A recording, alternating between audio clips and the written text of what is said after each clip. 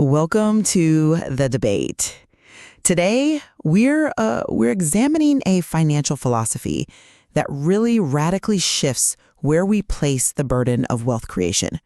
We're exploring the core claims of the Bob Proctor philosophy, which suggests that the struggle for money is an unseen battle, one that's occurring entirely within the mind, having almost nothing to do with external factors like your job or your talent or even the current economic climate. Right, and the material is compelling, because it focuses on a truth that I think a lot of people overlook. Our internal beliefs really do dictate our actions. But the core claim we have to analyze is its exclusivity. The material insists that money doesn't come because you actively chase it or grind for it. Money comes because your emotional belief state, your internal vibration matches it precisely. So the central question for us today is whether this internal mechanism is fundamentally and exclusively determining financial abundance. Does it render external effort and logical strategy secondary? Or, as the philosophy strongly suggests, maybe even ineffective? I'll be arguing that subconscious programming and the resulting emotional vibration are the singular, primary mechanisms for attracting wealth, operating, above the limitations of conventional logic and circumstance. And I'm coming at it from a different angle. Well, I absolutely acknowledge the profound necessity of that internal state in removing psychological barriers.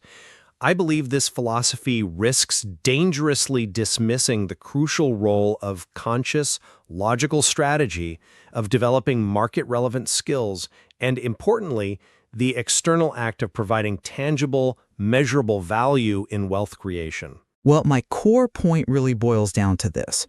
Abundance is aligned, not earned or forced. The material is very clear that the subconscious mind controls 95% of our daily thoughts, our emotions, and our actions. And that subconscious mind, it only responds to one thing: belief soaked in emotion. The tragedy outlined in this material is that most people are working tirelessly for their programming, not their stated goals. And what is that programming specifically? Can you break that down? It's what the philosophy terms the paradigm. A paradigm is, it's just the collection of deep-seated habits and beliefs running 95% of your life. It's often inherited from childhood. Every parental warning that money doesn't grow on trees, every sigh over bills. This early conditioning, it creates a negative vibration that's rooted in fear and worry. And that paradigm actively repels wealth, regardless of how many hours you work or how many positive affirmations you mechanically repeat. You're fighting an inner hidden war. Okay, I agree completely that changing that internal state, performing what you call the psychological surgery of affirming deep self-worth, is absolutely necessary to remove the brakes. No amount of strategy will succeed if the underlying belief is, I am not worthy of success. But necessity doesn't equate to sufficiency. This philosophy, I think, makes a crucial error by framing conscious, analytical thought, or logic, as the enemy of abundance, built only from the past. But logic, which is built entirely from past failures, past comfort zones, and past limiting beliefs, is precisely why people stay stuck. It whispers, don't risk it, you don't have the resources, don't dream too big. Success requires winning that hidden war within by becoming emotionally loyal to abundance, not fear, through consistent tools like repetition and visualization. This is the path followed by the great figures referenced in the material, like Andrew Carnegie, who mastered the law of vibration, the true foundation beneath the law of attraction. That's a compelling argument for persistence, for vision, but we have to consider the logical complexities involved in creating wealth on the scale of a Carnegie or an Edison. The material references Thomas Edison failing over 1,000 times trying to create the light bulb. Now, you suggest this failure was merely inspired action fueled by subconscious certainty. I have to question how 10,000 experiments that didn't work are documented, analyzed, and systematically discarded without the rigorous application of conscious, analytical, and logical strategy. That systematic experimentation is inherently logical. It's structured. I would challenge the scope of your definition of logic here. The conscious mind might handle the details of the experiment, yes, but the drive, the refusal to quit, the absolute conviction that the solution is a fact just waiting to be revealed, that is entirely governed by the aligned subconscious programming. It's what we call faith in motion. The focus must be on growing and becoming the person who already holds a solution, not on getting the solution.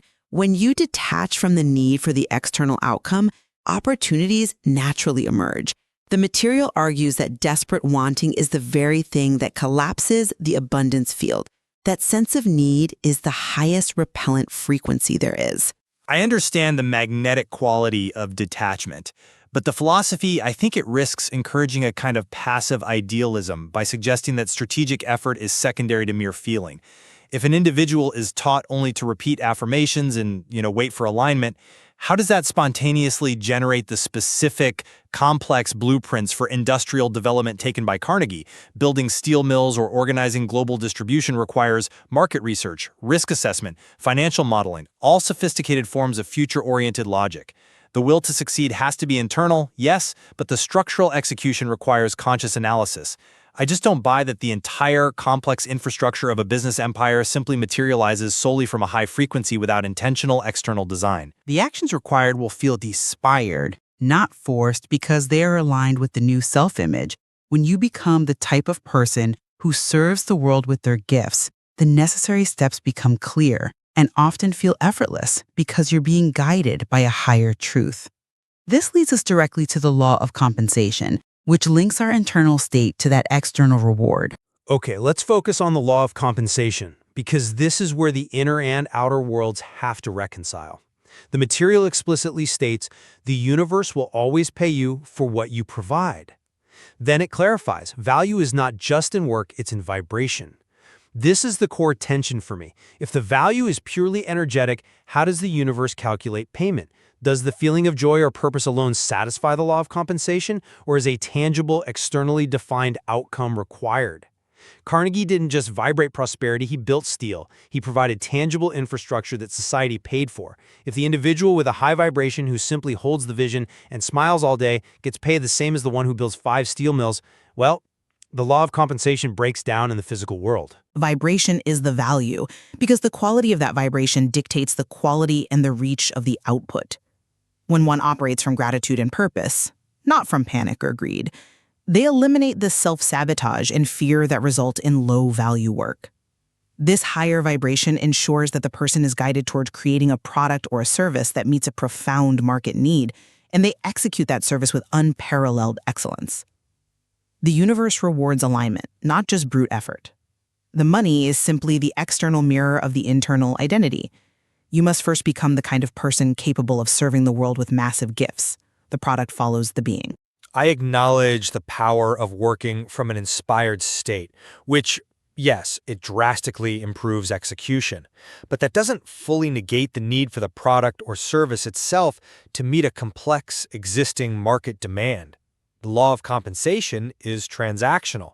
If someone has a high vibration but attempts to sell a non-existent product or one for which there is zero demand, the law of compensation can't operate simply on intention. It requires a valuable output measured by others. And the high vibration ensures the output is valuable, because the aligned individual is focused on service, not personal gain. Their vision transcends mere market analysis. I find that difficult to accept, especially when the material itself includes an inherent contradiction about logic. It warns that if you don't control your subconscious, the hidden hypnotist, the constant bombardment of negative environment, media, and gossip will program it for you. Avoiding that toxic input requires a very logical decision to curate one's environment, to turn off the news. So we're consciously using a logical strategy to apply a system that tells us logic is the enemy. That's an interesting point about environmental curation, but I would frame it differently. That's not logic. That is faith in action. It's a deliberate choice to operate from a higher frequency. Logic, as defined by the philosophy, is built from past negative programming and the emotional comfort zone. It keeps people small by whispering, "Don't extend yourself." You have to move beyond that existing logic to achieve new results. The inner economy determines fate, regardless of the rising and falling external economy.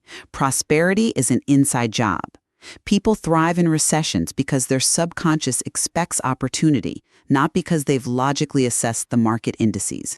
I agree that fear-based logic is paralyzing, but surely future-oriented logic, like risk modeling, systematic planning, market analysis, that's simply applying universal analytical principles to move forward, not backward.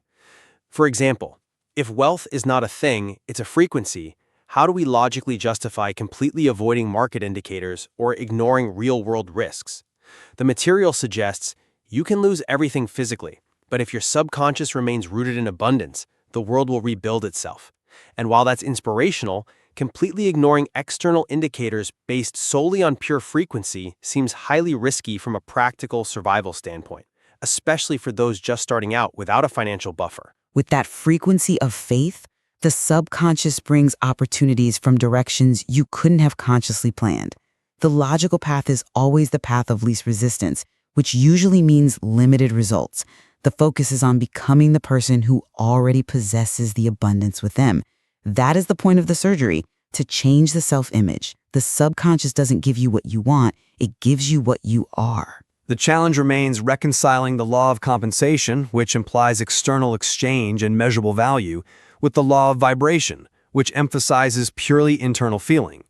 To deny the necessity of the analytical mind in building the bridge between the two seems to rely too heavily on pure mysticism. They are not in opposition. The higher vibration creates the high-value external product or service almost effortlessly by guiding the individual to the path of maximum service. The individual isn't forcing strategy, they're executing inspired action. So to summarize my position, while the psychological aspect of removing limiting beliefs is undeniable and profound affirming I am worthy of success is true, internal surgery, a complete rejection of analytical structured effort makes the process of large-scale creation unpredictable, and I think, perhaps inaccessible to most. I acknowledge the profound influence of inner alignment, but I insist that the concept of the universe bending to belief must still involve deliberate, externally focused action and the intelligent application of skills to provide tangible value.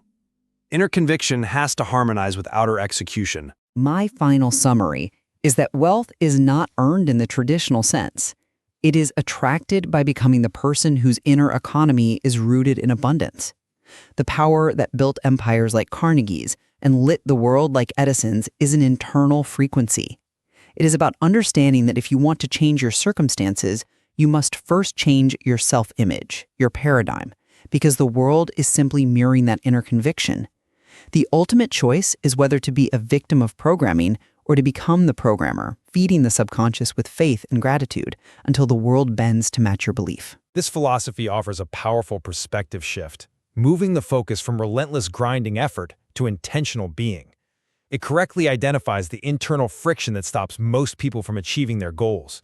The practical road to massive success, however, seems to require both the magnetic certainty of the inner vibration and the deliberate, analytical planning required to translate that energetic value into measurable external compensation. A crucial tension between the metaphysical and the practical, and certainly an area for continued exploration within this material. Indeed. Thank you for joining us for the debate.